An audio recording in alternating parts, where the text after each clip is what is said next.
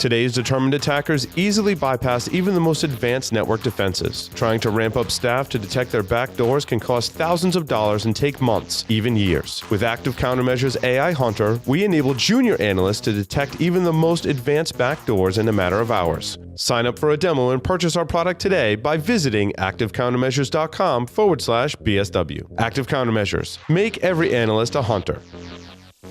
Rapid7 powers the practice of SecOps. Using shared data, analytics, and automated workflows, SecOps unites IT, DevOps, and security teams to make security an outcome of innovation. Rapid7 combines technology, expertise, and advocacy to drive vulnerability management, application security, incident detection, and log management for more than 7,000 organizations worldwide. Power up your SecOps practice with a free trial at rapid7.com/securityweekly.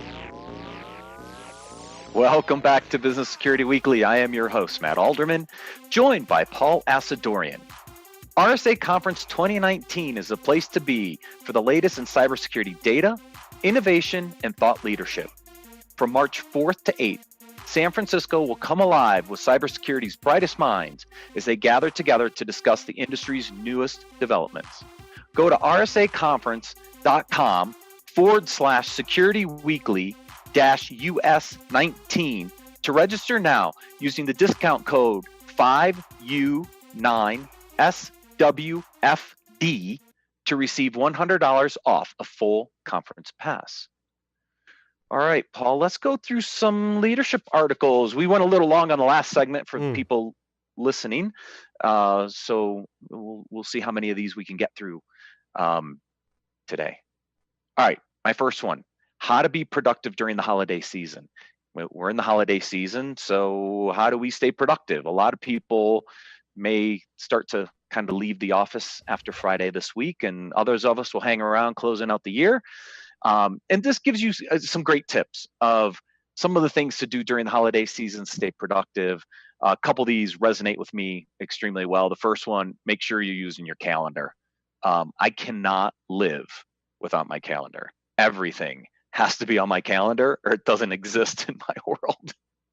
Yeah, totally agree. The rest of the article is basically like, make sure your office smells nice and you have warm tea with cinnamon and stuff. I don't know about the rest of the article.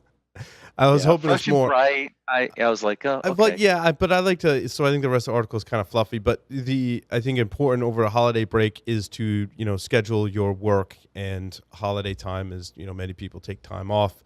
I know I got certain things that I want to work on over break, and it's a matter of staying focused and planning your time. So I think the calendar is probably the best advice you could have in this article, is to plan your work time so that you can get caught up over holiday break, take some time off, but also stay productive as well. As at least for many, right, the communication side of the business largely slows down, right? We don't record any shows during break here at Security Weekly. Largely everyone is taking time off, so I find it's a good time to catch up with technology, get some of your technology projects going. Yes, you have some on your plate. I know we have to get ready for January. So. Yes, it'll be lots of fun. That's when Paul's going to get them all done. I hope so. We'll see. Yeah, let's hope.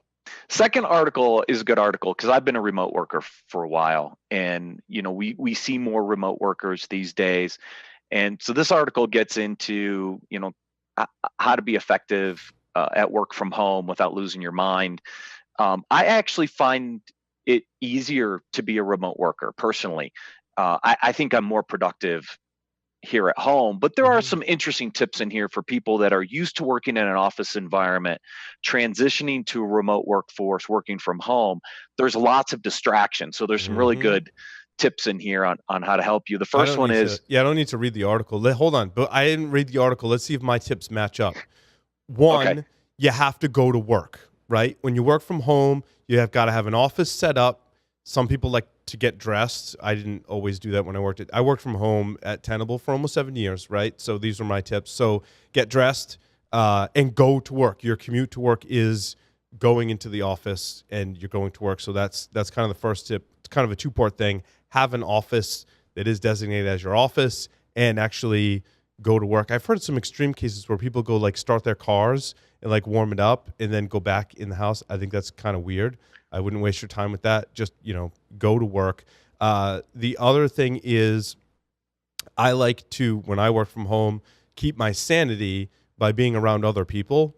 And so, based on my work, in my case, I would go to the cigar lounge. And what I did was, when I was doing the Tenable Network Security podcast, I needed quiet time to edit. So I would have to block off on my calendar, like, I can't have any meetings. I got to have this time. And that was a good time to be around other people because I was editing the podcast. I could talk while things were processing and have that human interaction. So I think having certain times during your week where you can go work at a coffee shop or a cigar lounge or whatever is a really good thing. Third, I think, is also keep your communication channels open. Have a chat, video chat, some kind of Slack is what it is today, right? Worked with Tenable before the days of Slack. Have that channel open so you're constantly communicating with your team. How am I doing so far, Matt? You hit number 1, number 4, number 8. Yep. Yeah, the one you described isn't really there with the social media channels, which I agree with. The other one that I think is important here is get physical, right? Because you're at home, you walk to your office. Well, that might be around the corner or down the stairs, right? That's not really physical exercise. So one of the things is get out, get some physical exercise. Because normally you would commute to the office and walk into the office, and you might go out to lunch. Those things you don't typically do when you're working at home. So there's some tips in here of going out and getting some physical exercise. But yeah, you did pretty good. Awesome. Yeah, working Nice from home job. for all that time, I definitely developed a strategy. You have to. You have to, because the tendency is you just kind of, you don't separate your home life from your work life, and Yes, you just don't get into that. And then all the home distractions kick in, and then you can't be very effective. And I would say schedule time for those home distractions. So if you got stuff to do at home, like, laundry or the sprinkler system or whatever, like, just schedule those times so that maybe you take a half an hour, 45 minutes at lunch. And since you're at home, I can go do some stuff around the house and then go right back to work. The biggest thing was not raiding the fridge. That was the hardest thing working from home. Is you're just constantly, because you can just go right to your fully stocked, refrigerator and pantry. So the diet was much harder working from home, I think. Which is why you need the physical exercise. Yes. So this article is Steve Jobs knew the benefits of walking every day. And this article is interesting because it's not just the physical. What I like about this article is, by going out and walking every day, it gives you time to reflect. It gives you time to think. It gives you time to problem solve. Back to our last article, right? You're at home, you're working every day, you're trying to, you're stuck on a problem. Go out, take a walk. It's a great time to clear the mind, get away from things. It's good benefits from a physical perspective, but it helps your mind deal with creativity and problem solving and some of the other things that you need to. And they talk about a number of folks in our industry and around our industry that were walkers. They use it as a time to reflect and really create that that time to be creative. Yeah, and some of the most amazing people in our field do this. Like Ed Scotus goes for a walk every day. Matt, you go for a walk every day. I think it's more and more I'm hearing it when I look at entrepreneurs. They are walking on the treadmill every morning. It's something that I need to do a better job at. I have a treadmill in my house. I should probably use it more often or go for a walk, right? I like to, I don't like the treadmill, actually. I like to go outside, right? So we've got kind of a loop that's about a half an hour to 35 minutes, depending on the route, but it gives me time to get out, kind of create that thinking time, gives you that physical kind of exercise you need of sitting around in front of your computer all day. And at your altitude, that's a pretty good. Well, I mean, you're used to it. But if I were to come visit you and we would go for a walk, I'd probably be a lot more tired than you are at that altitude. You would for a few days. For a while, right? Sure. Yeah, for a couple of days. Yeah. All right, couple others in here. I thought this was actually a pretty good article on how to talk to your boss when you're underperforming. Look, everybody will hit this at some point in their career. I've been there. Paul, I'm sure you've been there somewhere along the way. Is, you're not hitting expectations. So how do you deal with it? And there's some good tips in here for people who have never had to have these conversations before. Reflect on, what's the root cause of maybe some of this, right? Maybe you're having struggles at home, your personal life, it's dragging with you at work, reflecting on kind of where that core problem's coming from. It talks about preparing to go have that conversation. I think a lot of people would be scared to be proactive. But if you're proactive and you walk in and we want to try to solve it, then your boss knows that you're serious about wanting to fix the problems. And so preparing to have that conversation is important. The one I love the most is just own up. Look, it's on me, right? I'm don't blame, don't Don't create make excuses. excuses. Yeah. Right. Just own up to the situation and then ask for advice. Ask for advice from your boss. How can we solve this? Right. Maybe it's a short-term fix. Maybe it's a long-term fix. We don't know yet. Maybe you're in the wrong position or the wrong career. It's okay. Maybe the long-term plan is to move somewhere else in the organization or something like that. So some good tips for people who might have to face some underperformance discussions. I think expectations is key. I think we touched on it last week as well. Expectations in both direction is key. Whether you're the manager or working, working for someone or the person working for that person, it doesn't, in either direction, there's got to be good communication. And one of the key communication points is expectations. Agreed. The next one is on jobs. So I always like to bring in some job ones. I've got a couple here on jobs. There's a really good Harvard Business Review interview on job hopping. And there's actually 3 stories in this one. So it's interesting for people depending on where you are. I'm going to give you some pointers to where you might get some really interesting information. The first story at the start of the article is a new college graduate going into the field first, but only there 10 months, struggling and wondering if it's too early to change jobs. So if you're just coming out of school, going in, really good story to listen to. The middle story, I think, is the one that most of our audience would want to hear. It's at the 20-minute, 40-second remaining mark. And it's somebody that went and got their MBA and an MBA in a specific field, but then ended up shifting to a completely different field. I think he got his MBA to do like international stuff, started working for a consulting firm, and then transitioned into a number of sales roles that he constantly changed jobs. And so anybody in our field that is kind of at that level, you went back to school, you've got an advanced degree, but maybe you're not working in that advanced degree area. I think it's about a little over 10-minute segment. Very interesting for anybody who's struggling with kind of jumping around different jobs at that level. I thought it was a really good one. Yeah, I think it's interesting how the job market's changed. And so I graduated from college in 1999, and I think there was still that perception that you had to live under, that you couldn't change jobs too often, otherwise you wouldn't be marketable as an employee of a company. And I think very quickly that changed. It was like actually around that time when I was graduating where that was starting to change. The .com bubble was exploding. Hadn't quite burst yet, maybe. It was maybe on the cusp of bursting when I entered the workforce.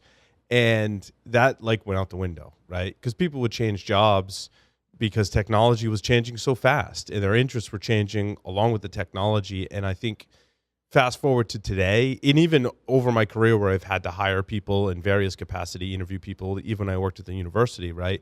I didn't put a lot of weight to the changing jobs. It was more important to me to understand why they had changed jobs. And I think it's evolved today where I look at someone's resume, and if they have changed jobs, that's a great conversation we can have. I want to know why. And I actually like to hire people that have experienced a failure, whether at a job or as an entrepreneur, because that's extremely valuable experience. If you haven't done something and failed at it, you haven't had a lot of the experiences that are maybe required to have a job today. Having your own company and failing at it, so important, so important. I'd much rather have someone that has tried stuff and failed than someone that maybe has worked the same job for 20 years or whatever, right? Not to say that that's the sole decision, but in either case, to me, it's not necessarily negative. Whether you've worked the same job for 20 years or jumped around and tried a bunch of stuff and maybe had a few failures along the way, I think it all depends on the person today. And I think that stigma of I can't change jobs because no one's going to want to hire me. I think that's largely non-existent today, or at least should be, in my opinion. Yeah, and the article gets into this. It's an audio segment. Mm-hmm. The days of having 2 to 4 jobs in your entire lifetime, retiring and getting the gold watch are Yeah. over. I think Yeah. pretty much in our industry, to your point. Yeah. Um, but what this does is also helps you position when you're doing a job change and you've had lots of job changes, how best to position those. The third story that starts at 9 minutes and 40 seconds left talks about someone who came in as an entry level, loves the company, loves the opportunity, but is struggling because the company's not moving as fast as they want. Yep. And advice on how either to resolve that situation internally and or how to position you. Well, you're only there 6 to 10 months. Why are you changing? So it gives you lots of good tips as you're changing jobs. If you've changed often, how to position each of those experiences in your next job interview. So that's why I thought it was a interesting listen anyways. Mm-hmm. All right, my next one on jobs and I think we all know this. I think we hit this one a little bit last week. Chief technology officers in high demand in financial sector. I think this will be everywhere, by the way. And Mm-hmm. this is this shifting role of chief technology officers being embedded into the business to help the business grow through technology adoption. Yep. The role of the CIO and the need to just have IT operations in an environment is dwindling. With cloud and hybrid, we're seeing the CIO's roles change and maybe diminish a bit. But what we're seeing in lieu of that is the CTO rise within the business to actually help the business leverage technology to help grow technology and different products and service offerings for these companies. And I don't think this will be only limited to the financial sector. I think Mm-hmm. this will be widespread in the near future. Yep. Agreed. Yeah. And then I brought a couple little product ones in here. There's a really good interview. I'm not going to get into it here. There's a lot of nuances in this one, but there's a really good Harvard Business Review on why it's so hard to sell new products. And it really gets into the disconnect between development product teams and sales teams. Lots of good tidbits in there if anybody's struggling with bringing new products to market and why your sales team's having a hard time selling them.